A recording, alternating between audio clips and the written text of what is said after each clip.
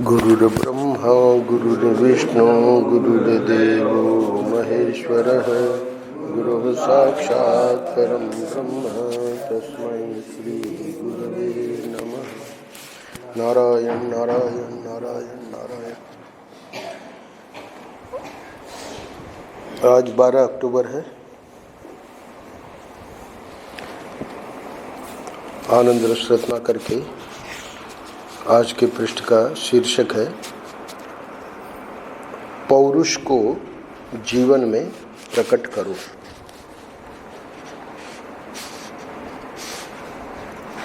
पृष्ठ लिया गया है जीवन मुक्ति विवेक। परम पूज्य महाराज के प्रवचन बंबई में इस विषय पर हुए थे। तो वेदांत के कई ग्रंथों पे त्रिदृश्य विवेक, जीवन मुक्ति विवेक, मांडुक्य, मुंडक, उपनिषदों पर भी जो सब वेदांत के ग्रंथ हैं, समय समय पर महर्षि के प्रवचन होते थे। और ये जो विद्यारण्य मुनि का ग्रंथ है जीवन मुक्ति विवेक, इसको महर्षि ने प्रारंभ में अपने प्रवचनों में लेकर और फिर जीवन मुक्ति संबंधित 8 श्लोक जो महर्षि को बहुत प्रिय थे। एक लेख भी महर्षि ने बहुत पहले लिखा था जो साधना और ब्रह्मानुभूति में, उसका लेख का शीर्षक ही है जीवन मुक्त। तो उन 8 श्लोक जो कि वो योग वासिष्ठ, महारामायण भी कहते हैं योग वासिष्ठ को, भागवत से बड़ा है ग्रंथ, 18,000 श्लोक से भी ज़्यादा है। योग वासिष्ठ भगवान राम को जब वैराग्य हुआ, अपने यौवन में जब तीर्थ यात्रा आदि पर गए थे, तो उसके बाद लौटने पर जो संसार में परिस्थिति देखी, उसके बाद उन्होंने खाना पीना आदि नहीं के बराबर और शरीर भी पीला पड़ने लगा। दशरथ जी को चिंता हुई तो वशिष्ठ जी बुलाए गए। वशिष्ठ जी समझ गए कि ये वैराग्य है और इस समय ज्ञान का उपदेश क्योंकि सबके काम का है, तो दरबार में ही, राज दरबार में ही बैठ के भगवान राम आ जाते थे और वशिष्ठ जी ने जो उपदेश दिया है उसी का नाम है योग वासिष्ठ। वेदांत का बहुत ही गजब का ग्रंथ है। अनेक कथाओं के माध्यम से वेदांत को सरल करके योग वासिष्ठ में बताया गया है। तो उसी में जीवन मुक्ति संबंधित जो 8 श्लोक महर्षि को बहुत प्रिय थे, एक एक श्लोक पर महर्षि ने विस्तार में व्याख्या की। जीवन मुक्ति विवेक ग्रंथ उपलब्ध है।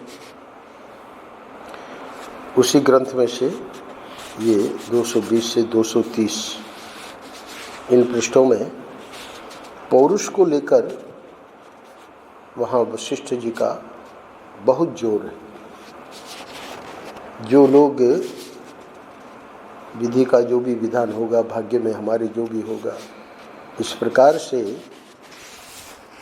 भाग्य के ऊपर रहते हैं, उसका बहुत खंडन किया है वशिष्ठ जी ने।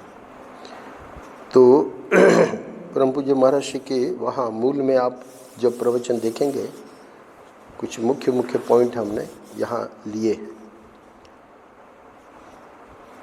पौरुष यानी अपना प्रयत्न, इसको अध्यात्म में कहेंगे साधना, क्योंकि प्रयत्न संसार के लिए भी है और ईश्वर के लिए भी है। तो ईश्वर के लिए जो प्रयत्न है उसका नाम हो जाता है साधना। तो पौरुष का अर्थ महर्षि करेंगे आगे तीसरे पैराग्राफ में। पौरुष माने साधना। पौरुष को जीवन में प्रकट करो। आपने सुना है ना कि जो खुद अपनी मदद नहीं करता खुदा भी उसकी मदद नहीं करता। जो अपने को जोखिम में नहीं डालता वह कभी फायदा नहीं उठा सकता। जब हम स्कूल में थे तो अंग्रेजी में था God helps those who helps themselves. भगवान उसकी मदद करता है जो स्वयं अपनी मदद करते हैं। तो उसी का भाव है कि जो खुद अपनी मदद नहीं करता तो खुदा भी उसकी मदद नहीं करता।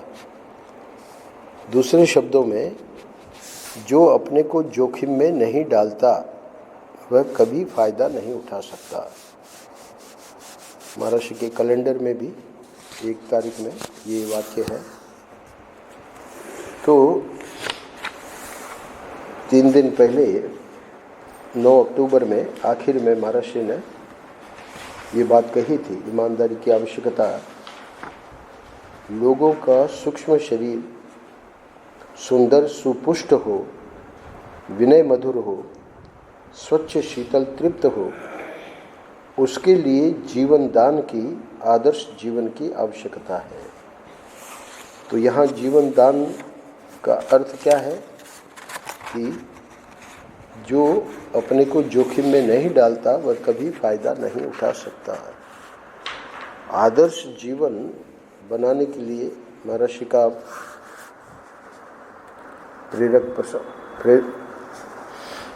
पावन प्रसंग पढ़े तो पावन प्रसंग पुस्तक में महर्षि ने कितना कितना पौरुष किया, उसका जैसे जैसे हम पढ़ेंगे वैसे वैसे पता लगेगा।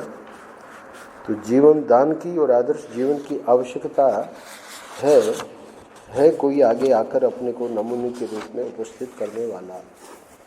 तो उसके लिए मानो आज का पृष्ठ बता रहा है कि कैसे हमको महापुरुषों के मार्ग निर्देशन में अपने को आगे बढ़ाना चाहिए साधना के मार्ग में। अच्छा, इसके लिए ये ज़रूरी है कि हम पहले ये समझें कि गलती हम कहाँ कर रहे हैं। देखो, गुलामी केवल आदमी की ही नहीं होती, गुलामी अपनी वासना की भी होती है। शादी हुई, शादी होके लड़की ससुराल गई, अब वहाँ उसको खलता है कि सास जी जो है ना, वो पराधीन करना चाह रही है और भी जैसा वातावरण है। तो उसको लगता है कि गुलामी आदमी की है। पर ये जो साधन मार्ग है वो तो दृष्टांत है लौकिक, पर साधन मार्ग में महर्षि सावधान कर रहे हैं कि आदमी की जो गुलामी है वो तो खैर हमारा जैसा प्रारब्ध है वहाँ हमको ठाकुर जी भेजेंगे। गुलामी अपनी वासना की भी होती है। एक दृष्टांत दिया था महर्षि ने इसी आनंद रस रत्नाकर में कि सेठ के पत्र के कारण मुनीम को कोई सेठ का संबंधी होगा तो उसको रखना पड़ा। अब उसका स्वभाव बड़ा वैसा था, वो जब तक नहीं आया तब तक बहुत बढ़िया चल रहा था काम। तो अब चूंकि वो सेठ के पत्र के कारण आया है तो उसको वो सहन कर रहा है, पर उसमें अगर वासना की गुलामी नहीं है तो वो उसको सहन करके और आगे बढ़ जाएगा। पर वासना की गुलामी बहुत भयंकर है। क्यों? जब हमारा मन शरीर को कुमार्ग पर घसीटता है तब हम मन के गुलाम होते हैं। यानी मन में इतना फोर्स है, इतना उसमें बल है कि शरीर जो है वो कुमार्ग पर घसीटा जा रहा है। तो स्वाभाविक है कि हम मन के गुलाम हैं। नहीं तो शरीर हमारा कुमार्ग पर जावे ये तो संत लोग समझाते हैं कि क्रोध आ गया, क्रोध आ गया, हमको पता लग गया कि क्रोध आ गया, पर हाथ तो हमारे वश में है। अब वो हाथ भी हम चला दें तो इसका अर्थ है कि मन शरीर को कुमार्ग पर घसीटता है, तब हम मन के गुलाम होते हैं। तो इसलिए चक्की के 2 पार्ट में महर्षि ने समझाया कि कोई भी विकार, काम है, क्रोध है, लोभ है, मोह है, मद है, मात्सर्य है, तो ये 6 रिपु गिने गए, 6 शत्रु हैं।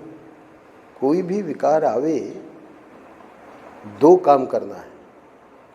चक्की के जैसे 2 पार्ट होते, एक नीचे का एक ऊपर का, बुद्धि से उसको समर्थन नहीं देना है। बुद्धि से जब समर्थन देंगे तो फिर वो क्रियान्वित अवश्य हो जाएगा।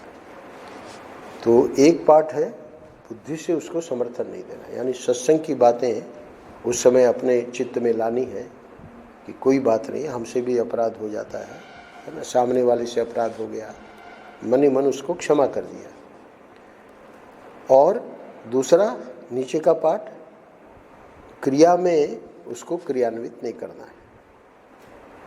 इसीलिए एक संत ने कहा कि जब ऐसी कोई बात आवे तो मन में ऐसा भाव लावे कि हमारे हाथ ही नहीं, क्योंकि कोई भी चीज़ क्रियान्वित होगी तो हाथों के द्वारा ही होगी, तो हमारे हाथ ही नहीं। तो शरीर कुमार्ग पे घसीटा जा रहा है, उसको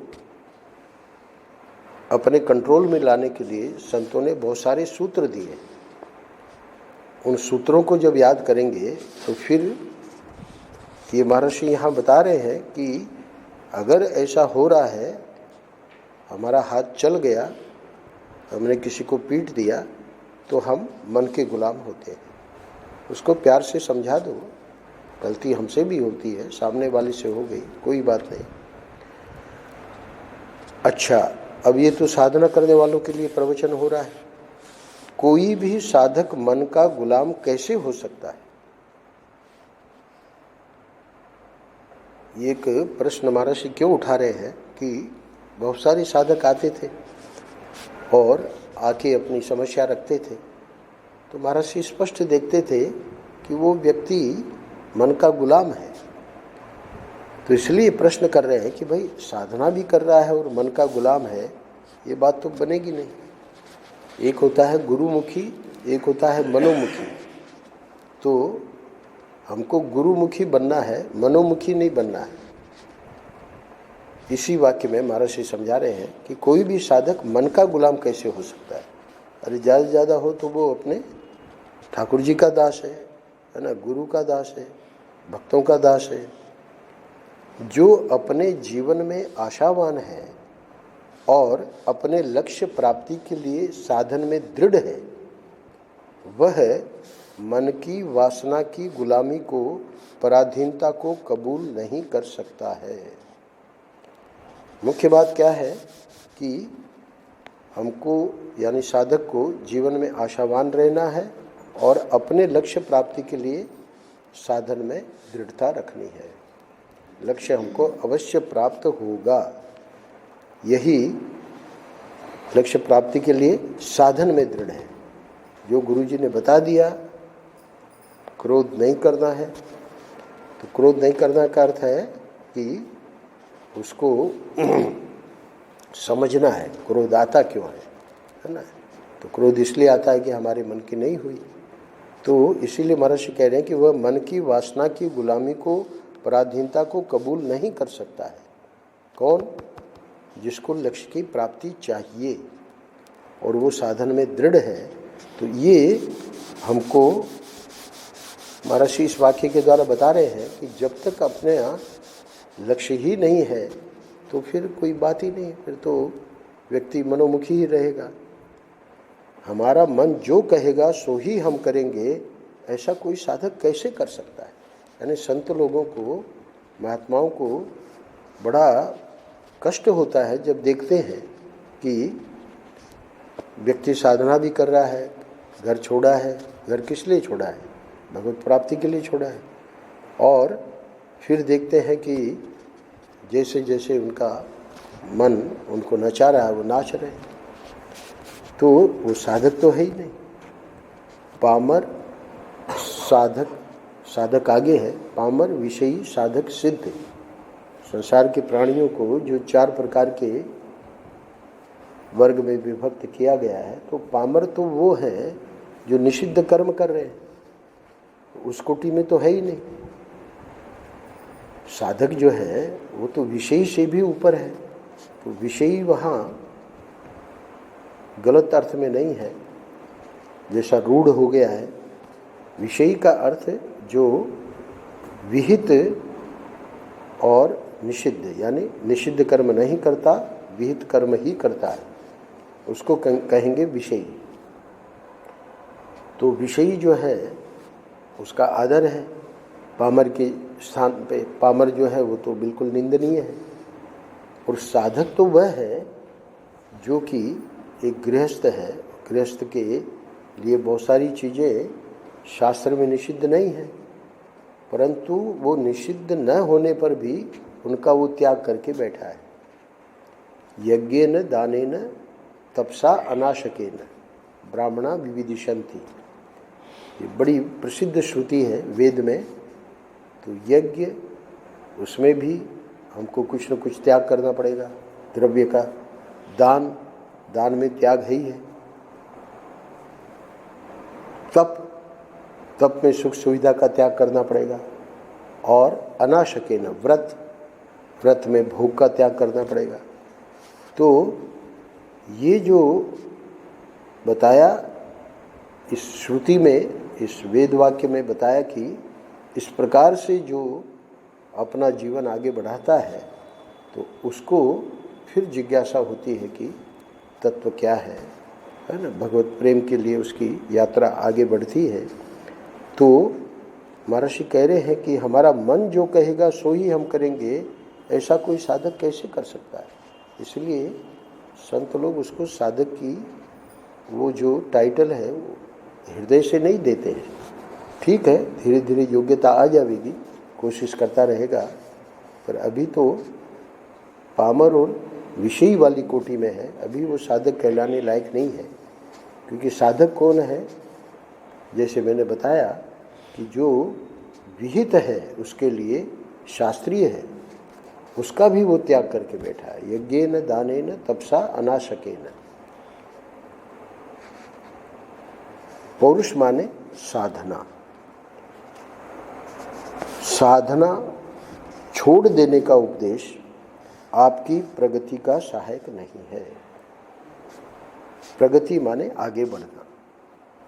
आप देखें, हमेशा मैं प्राय कहता हूँ कि जैसे ग्राफ बनाते हैं, तो ये जो ग्राफ है वो हमारा दिन ब दिन प्रगति की ओर जाना चाहिए।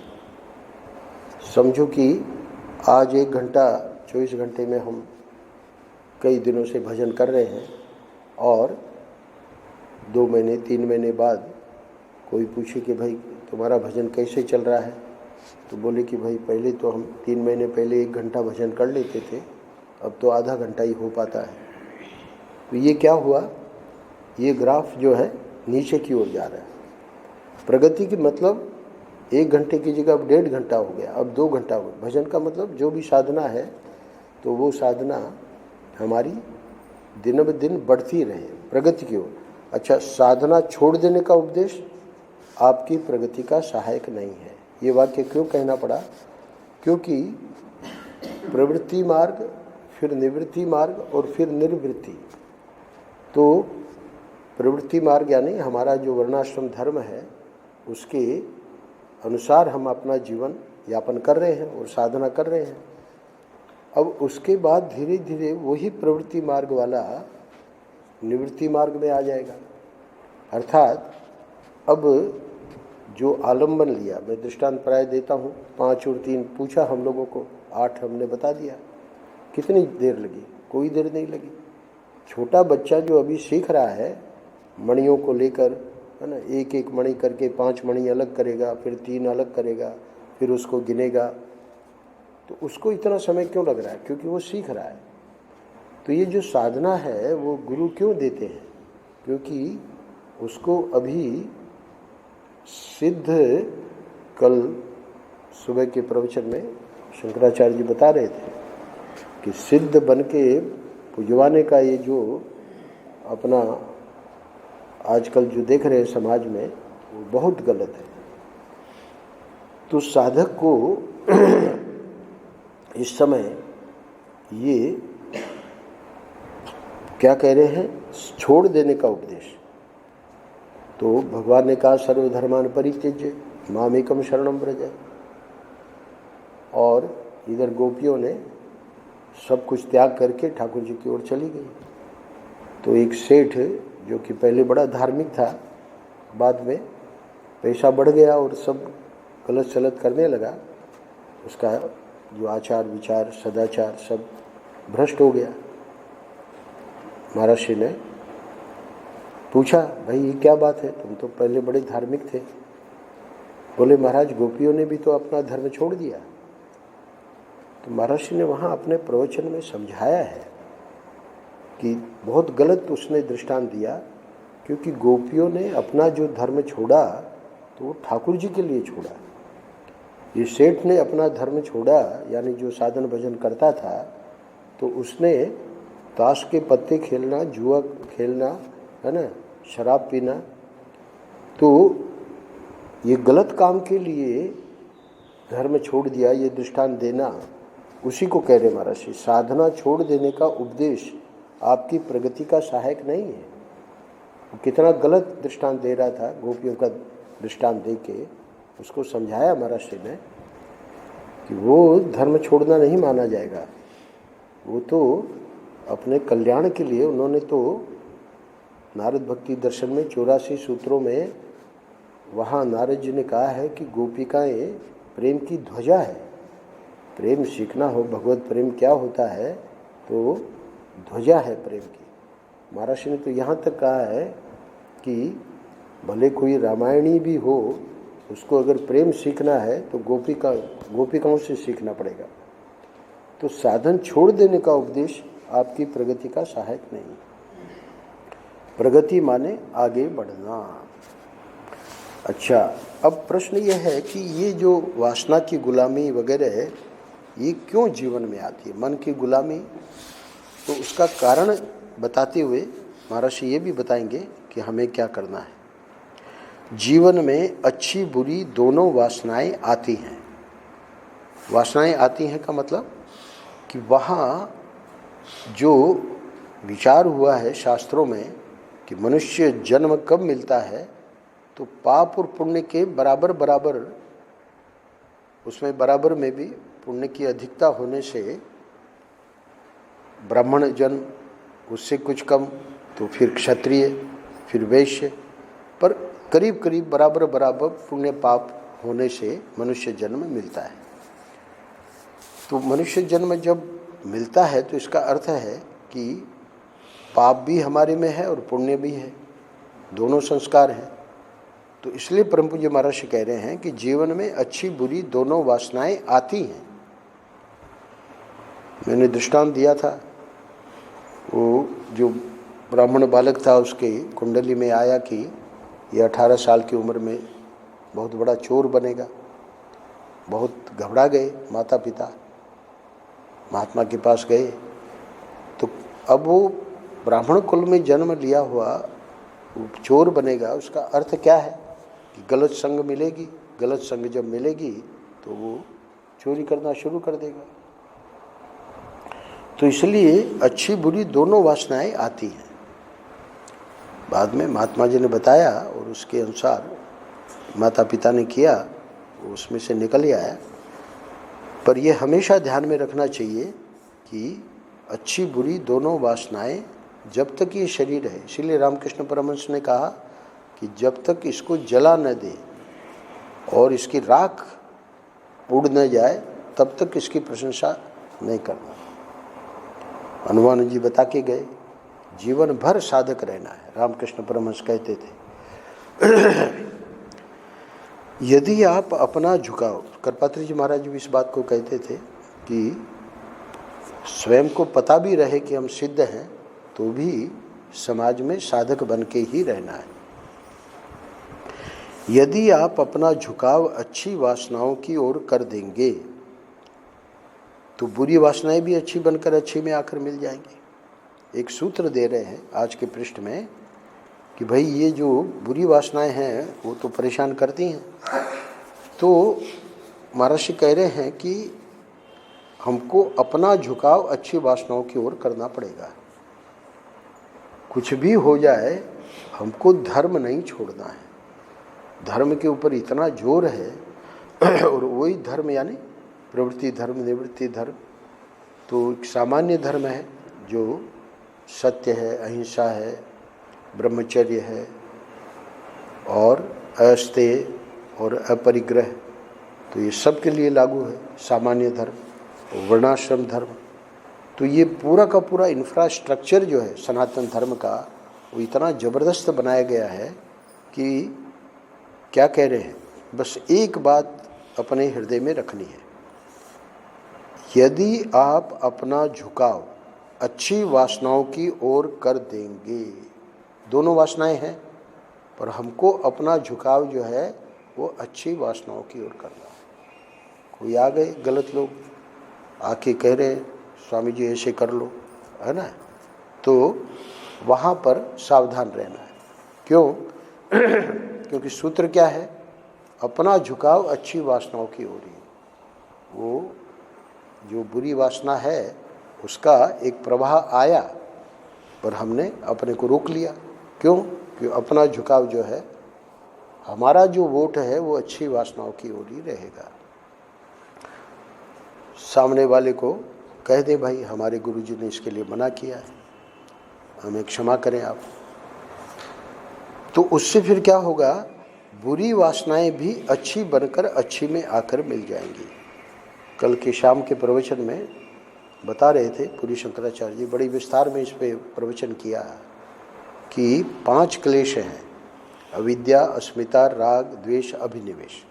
वे हैं तो क्लेश, पर उसमें अविद्या भी, प्रीति विशिष्ट अविद्या, प्रीति विशिष्ट अविद्या यानी अभी वो जो माँ प्रेम कर रही है बच्चे को, यशोदा कृष्ण को प्रेम कर रही है, तो वो जो अविद्या विशिष्ट प्रीति जो है वो यशोदा के कल्याण में, अविद्या को भी यानी बुराई को भी हम क्या कह रहे हैं, बुरी वासनाएं भी अच्छी बनकर अच्छी में आकर मिल जाएंगी। राग, तो राग जो है वो तो बुरा माना गया है, पर वही राग ठाकुर जी को कर दीजिए।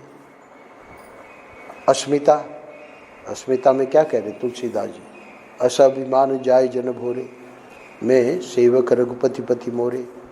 ऐसा हमारा अभिमान जावे ही नहीं। कौन सा अभिमान? कि मैं भगवान का सेवक हूँ। तो ये अविद्या, अस्मिता, राग ये हैं तो बुरे, पर महर्षि क्या करें, बुरी वासनाएं भी अच्छी बनकर अच्छी में आकर मिल जाएंगी। बाकी के जो 2 क्लेश हैं वो असुरों के लिए हैं, वो है द्वेष और अभिनिवेश। अभिनिवेश यानी मृत्यु का भय। तो द्वेष और अभिनिवेश से कंस है, रावण है ना, जितने गलत लोग हैं वो ठाकुर जी के प्रति द्वेष और अभिनिवेश से भी तर जाते हैं।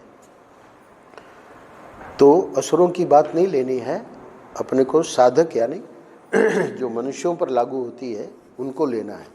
तो बुरी वासनाएं भी अच्छी बनकर अच्छी में आकर मिल जाएंगी। अतएव आप बुरी वासनाओं का पक्ष न लें एवं अच्छी वासनाओं को जीवन में लाने का प्रयत्न निरंतर करते रहें। आज के पृष्ठ में ये जो 3 पंक्तियां हैं बीच की, ये मुख्य हैं। पक्ष हमारा कभी भी बुरी वासनाओं का नहीं होना चाहिए। अभी देवी जी कोई हाँ आई थी शाम को, परसों, बोले कि ये बनाया हुआ है, परिचित है, वहाँ आश्रम में मिली थी, तो अब इधर शंकराचार्य जी के प्रवचन में आती है, तो बोले कि ये बनाया हुआ है और ठाकुर जी का प्रसाद है, तो हम ले आए। लाके पाया, उसमें एक पत्ते में 4 पान थे। तो हमको याद है कि महर्षि की सेवा में हम थे और किसी ने प्रसाद का पान दे दिया था, हमने ले लिया। पर बुद्धानंद जी ने देखा कि स्वामी जी का मुंह लाल है। बोले, भैया तुमने पान खाया? मैंने कहा हाँ, प्रसाद का पान। बोले नहीं, महर्षि मना करते हैं, ब्रह्मचर्य के लिए पान भी गलत है। तो उस दिन के बाद वो 4 पान आए थे, हमने प्रसाद वगैरह अपना ले लिया, फिर दे दिया कमल को। तो कहने का अर्थ यह है कि यहाँ महर्षि क्या कह रहे हैं, जो भी अपने जीवन में नियम है, महर्षि प्रबुद्धानंद जी की बहुत प्रशंसा इसलिए भी करते थे कि उनका जो 24 घंटे में एक बार अन्न लेना वो इतना पक्का था। बाहर की बाजार की मिठाई छूते नहीं थे। तो कुछ कुछ नियम उनके बहुत गजब के थे। यदि आप अपना झुकाव अच्छी वासनाओं की ओर कर देंगे तो बुरी वासनाएं भी अच्छी बनकर अच्छी में आकर मिल जाएंगी। हम लोगों की कमी क्या है कि हम लोगों को सामने वाले की दोष दिखेंगे, उनमें अच्छाई नहीं दिखेगी। महर्षि की विशेषता क्या थी कि वो कोई भी हो उसकी अच्छाई को हाईलाइट करते थे। बुराई तो हमारे में जब इतनी भरी हुई है, महर्षि का एक वाक्य है कि सामने वाले की बुराई को देखने का, दोष को देखने का हमारा अधिकार तभी बनता है जब हमारे में कोई बुराई ना हो, कोई दोष ना हो। अरे हमारे में इतने दोष भरे पड़े हैं, हम अपने दोषों को तो देखते नहीं हैं, सामने वाले के दोष को देख रहे हैं। इसी को तो माया कहते हैं, यही तो विडंबना है। तो इसलिए यहाँ महर्षि समझा रहे हैं कि आप बुरी वासनाओं का पक्ष न लें। इसीलिए तो साधक जीवन में नियम बनाता है। अब वो नियम में ढील दे दी, वहीं पे चले गए, मतलब फिर अपना पतन हो गया। अच्छी वासनाओं को जीवन में लाने का प्रयत्न निरंतर करते रहें, निरंतर पर जोर है। क्यों? क्योंकि देवी संपत्ति को जीवन में लाना और देवी संपत्ति से भी और आगे ज्ञान के साधन वो और कठिन है। तो इसलिए क्रम क्रम से पहले देवी संपत्ति आवे, उसके बाद ज्ञान के साधन आवे। तो उसके लिए निरंतरता बहुत जरूरी है। थोड़ा किया फिर वापस पीछे आ गए, फिर किया फिर पीछे आ गए। तो उससे तो एक जगह खोदा, 8-10 फीट नीचे गए, पानी नहीं आया, पानी नहीं मिला, चलो दूसरी जगह खोदते हैं। तो ऐसे 5-6 जगह खोद रहे हैं, तो उसी एक ही जगह खोदते रहो निरंतर, तो वहाँ पानी मिलना ही मिलना है। योग वासिष्ठ में वशिष्ठ जी कहते हैं, राम जी, दुनिया का चाहे जो आदमी यदि अपने पौरुष का ठीक ठीक प्रयोग करे तो जैसे विश्वामित्र ने ब्रह्मा के मुकाबले में दूसरी सृष्टि बना दी थी, वैसे उसमें सृष्टि के निर्माण का सामर्थ्य हो सकता है। महाभारत में भी और भी अन्य पुराणों में, अपने ग्रंथों में, रामायण में विश्वामित्र जी का रामायण में तो फिर भी संक्षेप में है, पर विश्वामित्र जी का जो जीवन है उसका विस्तार में वर्णन है। और उनकी जो तपस्या है, कैसे कैसे उनके जीवन में, है ना, उतार चढ़ाव आते हैं, बहुत ही गजब का चित्रण है। तो यहाँ स्वयं वशिष्ठ जी, क्योंकि वशिष्ठ जी के 100 के 100 यानी विश्वामित्र ने स्वयं तो नहीं, पर एक दूसरा जो था व्यक्ति, तो उसको इस प्रकार से वशिष्ठ जी के पुत्र द्वारा ही कुछ कहा सुनी हो गई, वो तो असुर बन गया। पर वो ऐसा असुर बना कि मनुष्य को ही भक्षण कर ले। तो सबसे पहले तो उसी को भक्षण कर दिया जिसने शाप दिया था। और उसके बाद विश्वामित्र के कहने से, क्योंकि विश्वामित्र वशिष्ठ जी को प्रति शत्रुता मानते थे, तो उनके 100 पुत्र थे, है ना। एक पुत्र ने तो शाप दिया इसलिए उसको खत्म कर दिया, बाकी 99 पुत्रों को भी खत्म कर दिया। 100 के 100 पुत्र वशिष्ठ जी के, विश्वामित्र जी के कारण। तो उस पर भी वशिष्ठ जी को, यद्यपि वो समर्थ थे, महाभारत में वो कथा आ चुकी है, पर उन्होंने कभी भी ये नहीं सोचा कि मैं विश्वामित्र का नुकसान कर सकता हूँ। बाद में आगे चल के वो अपने ही आत्महत्या करने का प्रयास करते रहे वशिष्ठ जी, पर वो तो ज्ञानी थे। नदी में कूदने की कोशिश की, नदी सूख गई।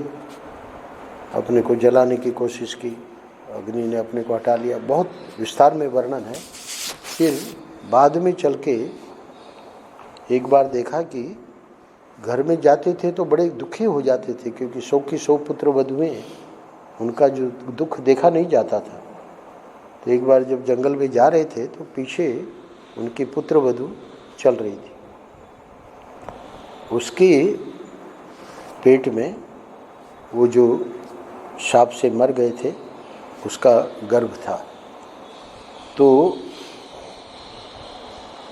देखा कि वेद की ध्वनि आ रही है, और ठीक वैसे ही जैसे वो पुत्र वेद पाठ करता था। उन्होंने मुड़ के देखा, अभी जन्म नहीं हुआ है, और उनको लगा कि अब कोई बात नहीं, यानी वंश जो है वो रह गया। फिर उसके बाद वशिष्ठ जी लौट आए। तो कहने का मतलब, बाद में तो उसने, जिसने बहुत गड़बड़ की थी, उसका भी उपकार किया वशिष्ठ जी ने। तो यहाँ वशिष्ठ जी राम जी को बता रहे हैं कि दुनिया का चाहे जो आदमी यदि अपने पौरुष का ठीक ठीक प्रयोग करे, तो जैसे विश्वामित्र ने ब्रह्मा के मुकाबले में दूसरी सृष्टि बना दी थी, वैसे उसके सृष्टि के निर्माण का सामर्थ्य हो सकता है। कहते हैं कि ये जो नारियल है वो ब्रह्मा जी की सृष्टि का नहीं है, विश्वामित्र जी ने जो सृष्टि बनाई है ना, उसका, उस सृष्टि का है ये नारियल।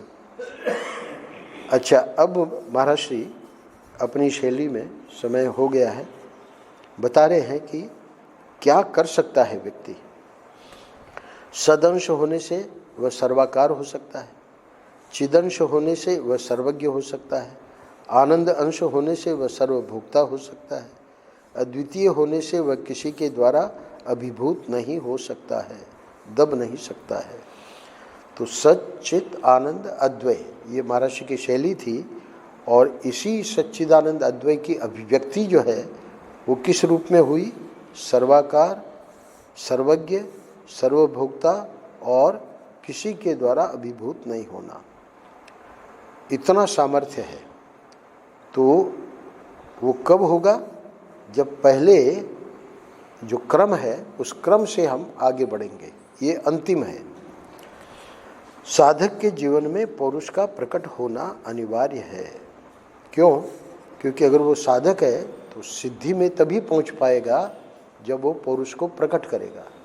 साधक भी है और अगर घबरा रहा है, जोखिम नहीं उठा रहा है, तो वो साधक नहीं है। आज तक जिस किसी को जब कभी जो कुछ प्राप्त हुआ है वह पौरुष से मिला है।